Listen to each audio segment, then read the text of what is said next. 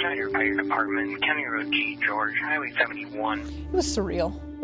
We had an RP state that the Antelope Springs church is on fire. I couldn't believe that someone would set it on fire. It's the little church that sits on the corner, you know. I look out the window every morning and see it. RENEE OSIER lives next to the Antelope Springs Church. She's also a volunteer firefighter and was the first to respond. We've got a big fire in the main room, and it's spreading. Told them what was going on, asked that the New Raymer Fire Department also respond with more water and help, and we fought a fire for a couple, 3 hours. Our command that day, he was in favor of letting it just burn down, but I asked him, you know, let's fight it because it is important to our community. When the smoke cleared, the church remained standing. Those in the community felt blessed. I don't know why it's not all burnt into ashes in the basement. It's standing for a reason. We weren't sure what it was, but I mean, everything, there were just some little miracles that happened all along the way that was still here. So, this is the foyer. SHARON WOLEVER has passed through these doors many times. I would come here for the special occasions, and I knew and loved all of these people that went here. Her family now owns the church and has been working to preserve the site for years. It saddens me that the fire happened, but we were wanting to do this even before that. The Antelope Springs Methodist Church is the last standing remnant of the rural community of Antelope Springs. There was a post office up that road, and there was a school. There was a lot of people living here.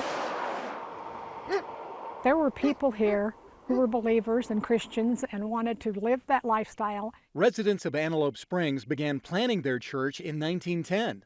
They spent the next few years helping each other harvest crops and volunteering their labor in order to build the structure. I think it was in 1915 when they actually were organized and into the Methodist Church Conference. When I was little, there were 7 of us kids that went to church here.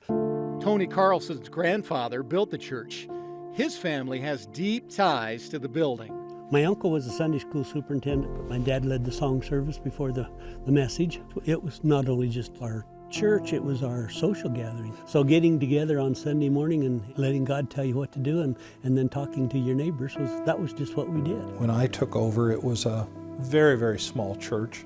We had a membership of 3. Spencer Green pastored here for nearly 20 years, leaving when the church closed in 1999. The Antelope Springs Church holds fond memories. There was an oil stove which produced a certain odor. He cherishes the rural congregations he served. You really get to know each other, and you're in community with each other. And so there's real relationships built in the church, not just, hey, hi, how are you?